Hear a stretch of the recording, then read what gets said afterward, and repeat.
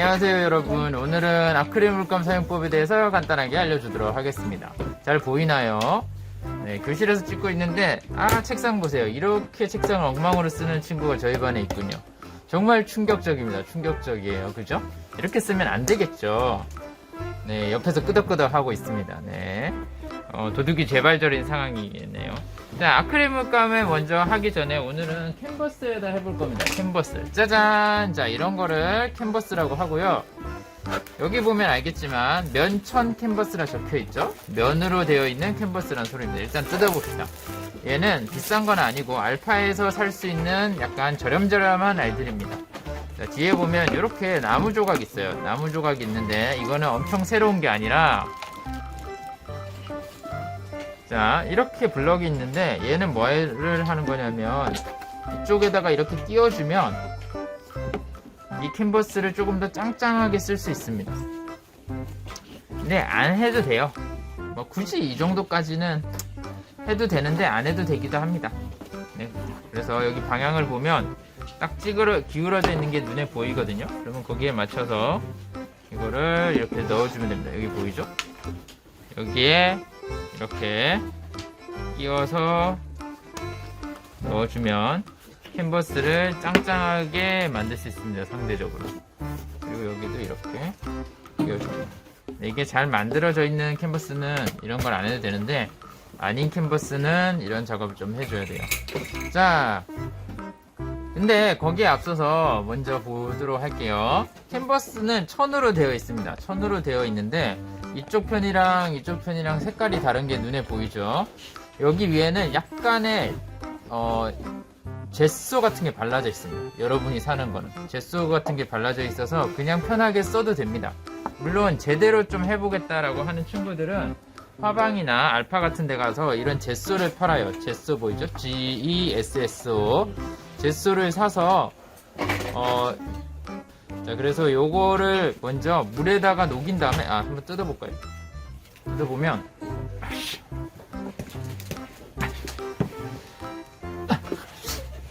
됐다. 자, 뜯어보면 이렇게 생겼습니다. 이렇게 생겼는데 얘를 물에 약간 희석을 시킨 다음에 얇게 여러 번 발라주면 됩니다. 근데 여러분은 요거 굳이 안 써도 됩니다. 네, 하면 좋지만 안 써도 됩니다. 자, 그런 다음에 캔버스에다가 이제 직접 그림을 그리면 되는데요. 직접 그림을 그려도 전혀 상관없습니다. 그런데 문제가 있는데요. 문제가 뭐냐면 흑연은 돌가루예요. 돌가루. 우리 연필 같은 흑연은 돌가루라서 기름기가 있는 성분에 닿으면 약간 번집니다. 근데 제소가 약간 그런 느낌이 있기 때문에 잘 번져요. 그래서 이렇게 선을 그으면 이렇게 번집니다. 돌가루가 이렇게 잘 섞여요. 그렇기 때문에 이게 지워도 깔끔하게 안 지워집니다. 돌가루가 캔버스 사이에 끼이기 때문에 이거를 아주 깨끗하게 지우기가 쉽지가 않아요. 그런데 이럴 때 이걸 지우겠다고 꾹꾹 눌러버리면 얘가 천이다 보니까 이게 천이 늘어나요. 그래서 밑으로 축축 처져버립니다. 대표적인 게 바로 이런 상황인데, 지금 얘 보면 잘 보세요. 이렇게 울룩불룩 하고 있죠? 이 너무 지울 때 힘을 많이 줘가지고 천이 늘어나 버린 겁니다. 이러면 된다 안 된다? 안 된다. 그래서 힘을 조절을 해서 살살살살 지우는 게 좋겠다. 이해되나요? 네. 자, 효진아. 자, 그러면 이제 본격적으로 스케치를 해야 되는데, 연필은 선생님이 말했죠. 깔끔하게 잘 안 지워집니다. 깔끔하게 잘 안 지워진다는 단점이 있기 때문에 펜으로 그려도 상관없어요. 유성마카 같은 거라든지 아니면 네임펜 같은 걸로 스케치해도 상관없고요. 물감을 붓에 묻혀가지고 물감으로 그림을 그려도 상관없습니다. 하지만 그래도 간단한 방법인 연필을 가지고 한번 해보도록 할게요. 우리 반에서는 지금 멸종동물을 그리는 걸 하고 있습니다. 아니에요. 잘못 말했어요. 멸종동물을 그리는 아이들이 많아요. 그래서 선생님도 멸종동물을 하나 예를 들어서 해볼게요. 따오기는 어떻게 생겼냐면, 따오기는 몸이 있겠죠? 몸이 있고요. 그런데 이 캔버스가 작으니까 주제를 좀 크게 그립시다. 따오기 머리를 이렇게 있다고 하고, 부리를 이렇게 길게 한 다음에 주제가 잘 드러나게, 머리는 이렇게 깃이 있어요. 그래서 조금 주제가 잘 드러나도록 크게 그립시다. 이런 식으로만 스케치를 해도 사실 충분합니다. 대충 형태가 어느 정도 드러나게. 물론 선생님은 여러분보다 고수니까 많이 해봤기 때문에 이렇게 간단하게 해도 되지만 여러분은 조금 꼼꼼하게 스케치할 필요는 있습니다. 알겠죠? 그리고 만약 스케치하는데 좀 어지러워졌다 그러면 약간 지우고 다시 하면 되니까, 아니면 정 더럽다 싶으면 아크릴 물감으로 덮으면 되겠습니다. 자, 그럼 이제 본격적으로 색칠을 해볼게요. 자, 색칠을 하기에 앞서서 아크릴 물감의 특징에 대해서 조금 이해를 하고 있는 게 좋습니다. 아크릴 물감을 쓸 때는 지금 팔레트를 준비를 해주세요. 재료를 봅시다. 팔레트 있죠? 물통도 필요하고요. 그리고 아크릴 물감이 있어야겠죠? 그죠? 물감들이 있어야 됩니다.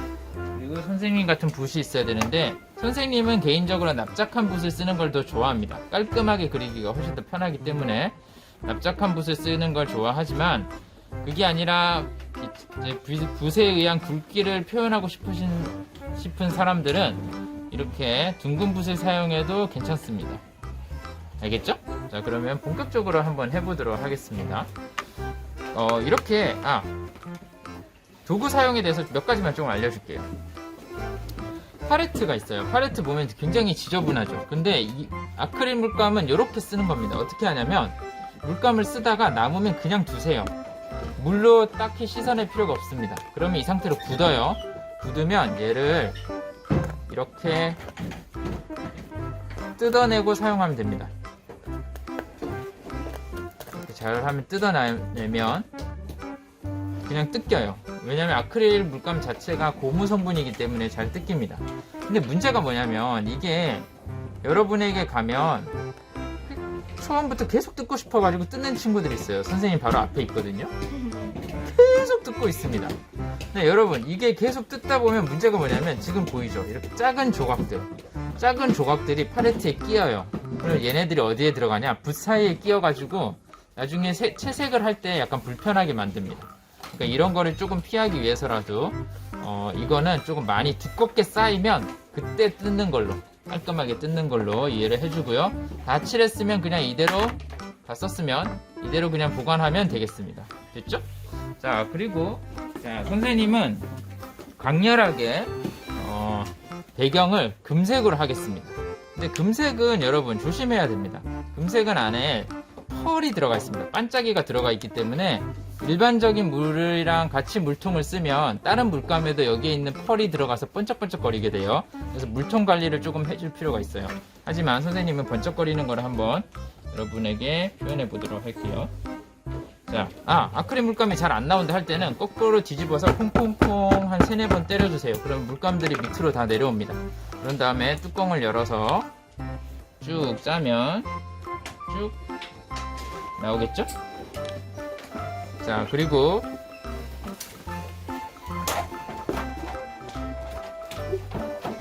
물통 보이나요? 자, 물통에서 물을 적신 다음에 충분히 섞어줍니다. 이게 중요한데요. 깔끔하게 하기 위해서는 붓에 있는 물감들이 조금 정리가 될 필요가 있습니다. 그래서 어떤 게 중요하냐면 팔레트에서 이렇게 붓을 깔끔하게 정리를 해줘야 여러분이 조금 예쁘게 칠을 할 수 있어요. 보통 남학생들이나 여학생들 보면 어떻게 하냐면 그냥 이렇게 벅벅 칠하는데 이렇게 해도 크게 상관없긴 하거든요. 근데 문제는 뭐냐면 이게 섬세한 부분을 칠하기가 힘들어요. 그래서 어떻게 한다? 이왕이면 붓을 깔끔하게 팔레트 끝에서 정리를 하고 한다. 하지만 선생님 빨리 하도록 하겠습니다. 자, 먼저 뭐부터 색칠을 하냐면 배경부터 색칠을 해주세요. 이유가 뭐냐면 배경부터 해야 안쪽을 나중에 하고 나서 수정할 게 조금 줄어듭니다. 그리고 물감은 물을 조금 적게 쓰세요. 적게 쭉쭉 그냥 해주면 됩니다. 선생님 같은 경우에는 지금 흰색을 조금 더 추가해 볼게요. 한 가지 색만 쓰지 말고 다른 색도 같이 쓰는 것이 좋습니다. 지금 쌤반 아이들이 버리고 간 하얀색이 남아있어서 얘를 재활용해 보도록 하겠습니다. 그래서 이렇게 섞으면 조금 색깔이 달라지죠? 이런 것도 약간의 색깔의 변화, 이런 것도 굉장히 매력적이기 때문에 그림에 있어서 한 가지 색으로만 단순하게 하려고 하지 말고 조금 다른 색들도 섞어가면서 써보도록 하십시다. 자, 아까 캔버스에서 선생님이 지우개를 깔끔하게 안 털어냈더니 지우개 가루 똥이 막 이렇게 묻어나고 있죠. 그리고 만약 이걸 전시를 하겠다라고 하면 깔끔하게 칠을 한번 해보고 싶으면 여기 이쪽 면에만 칠을 하지 말고요, 여기 사이드 부분 있죠, 가장자리 부분도 칠을 해주면 조금 더 하나가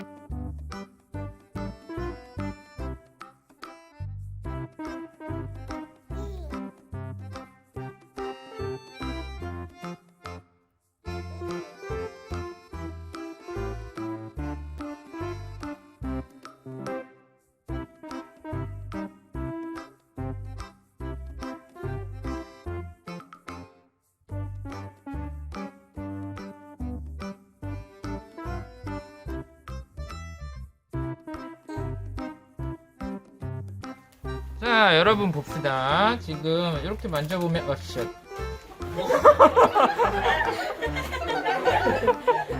자, 이렇게 만져보면 거의 다 마른 것 같죠? 아, 안 말랐네. 네, 거의 다 마른 것 같죠? 이 상태면 또 진행을 할 수가 있으니까 해보도록 하겠습니다.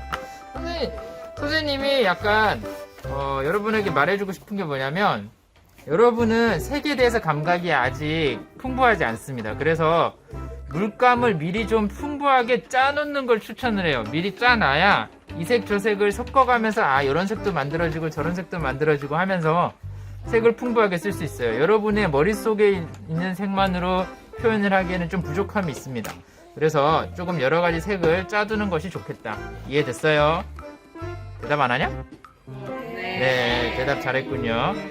자, 그러면 이제 따오기에 몸부터 칠해보도록 하겠습니다. 넓은 면적부터 칠하는 게 선생님이 아까 말했죠, 배경같이 이렇게 조금 더 편하기 때문에 따오기는 약간 선생님 조사를 해보니까 이런 색도 일부분 가지고 있고, 그리고 완전 하얀색은 여러분 그 하얀색은 그림에서 굉장히 시선을 빼앗습니다, 사람에게.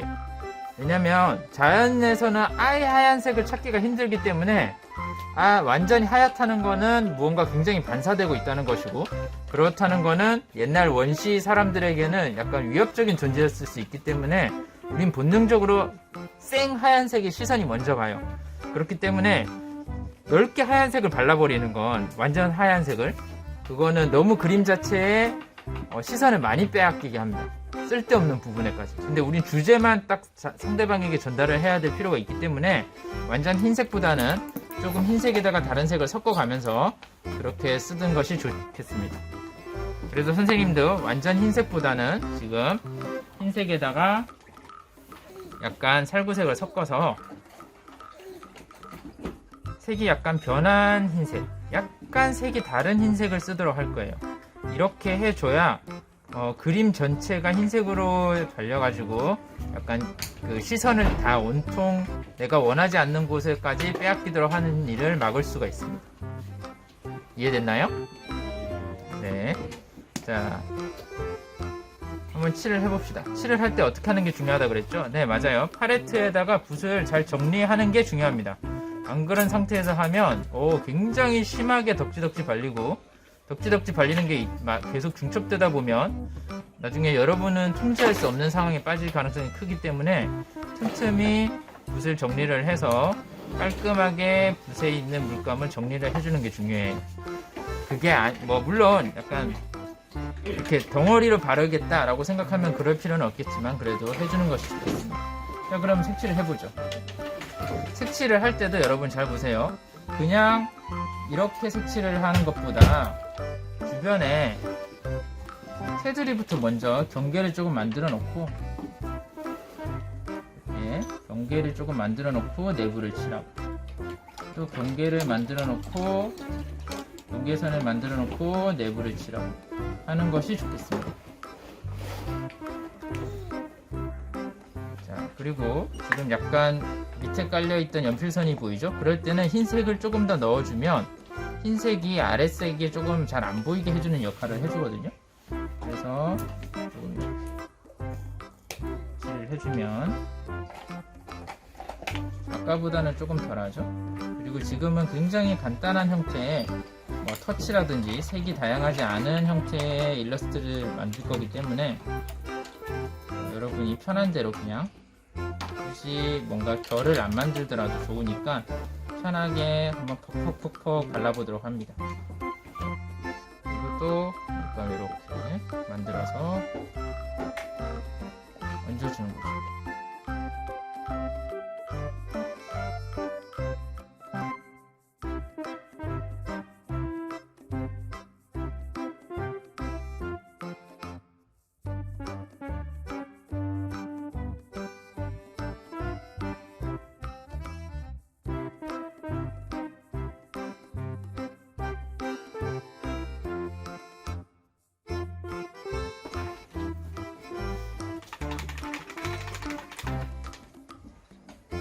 자, 붓을 깨끗하게 씻어야 돼요. 붓을 깨끗하게 안 씻으면 아크릴 물감은 금방 굳기 때문에 붓을 사용할 수가 없습니다.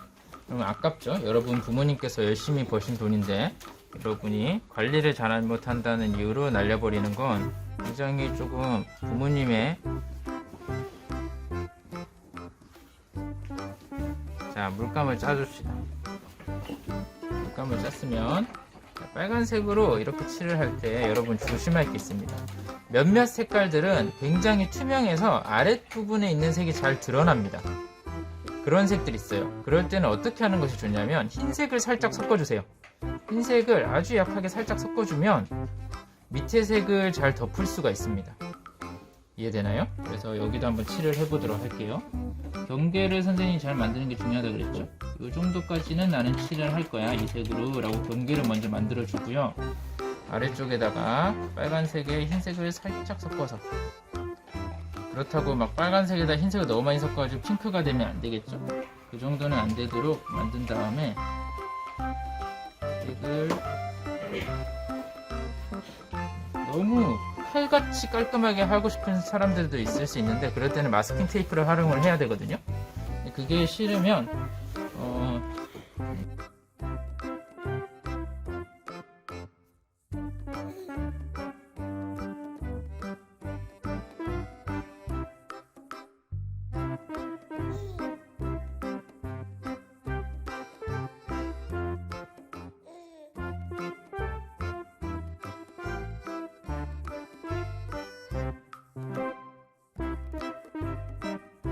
지금부터 조금 더 뒷마무리를 해봅시다. 간단하게 표현하는 거기 때문에 아주 간단한 일러스트 형태로 표현하는 거기 때문에 여기에다가 이제 해야 되는데 선생님이 약간 실수한 게 있어요. 알아보니까 기억이 났는데 따오기는 눈이 노란색입니다.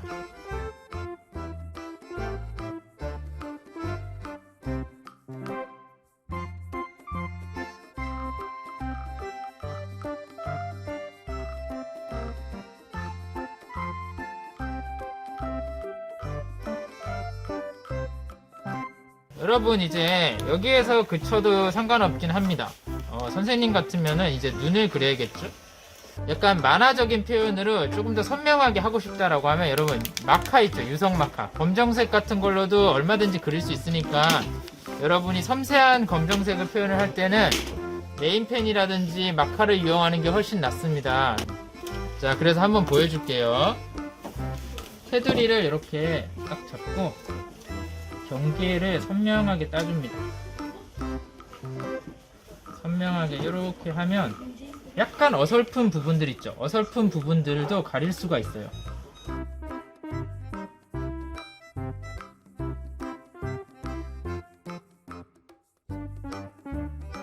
가장 중요한 거 선생님 뭐랬죠? 하얀색은 가장 눈에 띄는 포인트에만 찍는 거다. 그래서 물감을 조금 아주 끝에 조금 드러낸 다음에 내가 필요한 곳에다가 한 곳에만 톡 찍는 겁니다. 어디에다 찍냐면 눈의 한 포인트 찍어주면 짜잔! 이제 굉장히 귀여워졌죠. 자, 이렇게 됐으면 오른쪽 아래에다가 이름과 날짜를 적고 끝내보도록 합시다. 쉽죠? 네, 유성 마카를 써도 되고요. 자신이 없으면 다른 색도 얼마든지 표현해도 되니까 다른 도구를 이용해서도 뭐 입체감을 내고 싶다라고 하면 그 목공용 풀 같은 걸로 붙여도 됩니다. 여러분 필요한 거 잘라서 붙여도 되니까 그렇게 한번 해보도록 합시다. 자, 그러면 오늘은 여기서 마치도록 할게요. 안녕.